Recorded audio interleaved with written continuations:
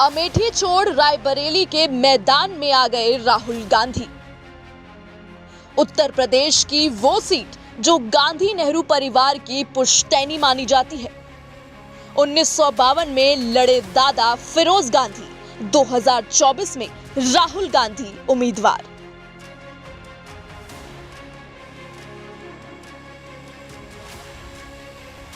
रायबरेली के 72 साल के सियासी विरासत में और भी कई चेहरे नेहरू गांधी परिवार से उतरे। इसकी तफसील हम आगे बताएंगे, लेकिन अभी तो चर्चा यही है कि राहुल अमेठी छोड़ रायबरेली क्यों आए। अमेठी सीट भी नेहरू गांधी परिवार की पुश्तैनी मानी जाती है, जहां से खुद राहुल गांधी 3 बार सांसद रह चुके हैं। 2019 में हार के बाद कयास ये था कि राहुल गांधी क्या वापस अमेठी आएंगे। बीजेपी उन्हें इस बात के लिए लगातार चैलेंज भी कर रही थी।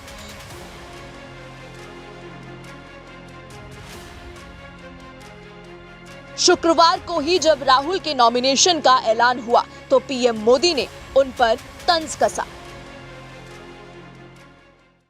और अब दूसरी सीट पर भी उनके सारे चेले चपाटे कह रहे थे अमेठी आएंगे, अमेठी आएंगे, लेकिन अमेठी से भी इतना डर गए, इतने डर गए, वहां से भागकर अब रायबरेली में खोज रहे हैं रास्ता। ये लोग घूम घूम कर सबको कहते हैं डरो मत। मैं भी आज उन्हें कहता हूं और बड़े जी भर के कहता हूं, अरे डरो मत, भागो मत। हालांकि हाल के दिनों में राहुल गांधी का ग्राफ जिस तरह से चुनावी सर्वेक्षणों में बढ़ा है, उससे कयास लगाया जा रहा था कि वो अमेठी की चुनौती स्वीकार करेंगे। लेकिन कांग्रेस ने राहुल के लिए रणनीति कुछ और तय की।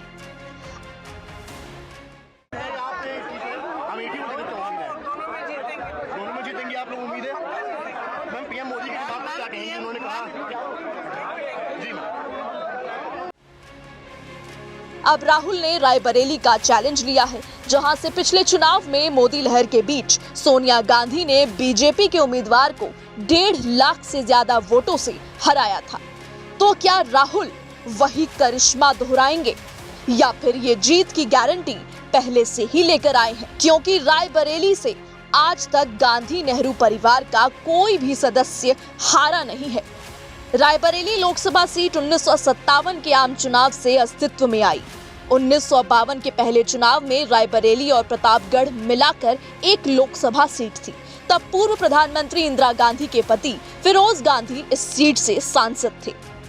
1952 सांसद फिरोज गांधी, 1957 सांसद फिरोज गांधी, 1967 सांसद इंदिरा गांधी, 1971 सांसद इंदिरा गांधी, 1980 सांसद इंदिरा गांधी, 2004 से 2019 सांसद सोनिया गांधी।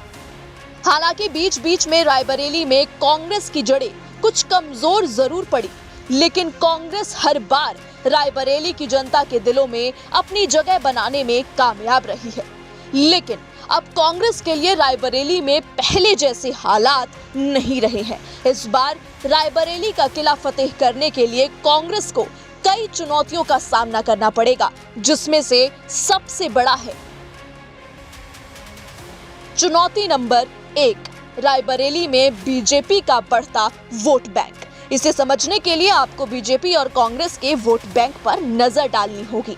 साल 2009 में रायबरेली में कांग्रेस का वोट शेयर 72% था, तो वहीं बीजेपी का वोट बैंक सिर्फ 4% था। लेकिन 2014 में जब नरेंद्र मोदी केंद्र की राजनीति में आए तो इस वोट बैंक में तेजी से परिवर्तन देखने को मिला। 2014 में कांग्रेस का वोट बैंक जहां 64% रह गया, तो 2014 में ही बीजेपी का वोट बैंक बढ़कर 21% तक जा पहुंचा। इसी तरह 2019 में कांग्रेस का वोट शेयर करीब 56% रहा, तो बीजेपी का वोट बैंक 38% दर्ज किया गया। चुनौती नंबर 2, बीएसपी ने उतारा ओबीसी कैंडिडेट। 2019 के लोकसभा चुनाव में बीएसपी ने रायबरेली सीट से किसी उम्मीदवार को नहीं उतारा था। लेकिन 2024 में बीएसपी ने ठाकुर प्रसाद यादव को चुनावी मैदान में उतारा है। ठाकुर प्रसाद यादव ओबीसी समुदाय से आते हैं, ऐसे में यादव वोट बैंक पर सेंधमारी हो सकती है। चुनौती नंबर 3, सोनिया गांधी का चुनाव न लड़ना। सोनिया गांधी 2004 से लगातार रायबरेली सीट से चुनाव जीतती आ रही हैं। ऐसे में उनका चुनाव लड़ने से इनकार करना कांग्रेस के लिए घाटे का सौदा हो सकता है। चुनौती नंबर 4, विधानसभा चुनाव में कांग्रेस का नहीं खुला खाता। रायबरेली लोकसभा सीट में 6 विधानसभा सीटें आती हैं। सभी 6 विधानसभा सीटों पर एक भी कांग्रेस विधायक नहीं है।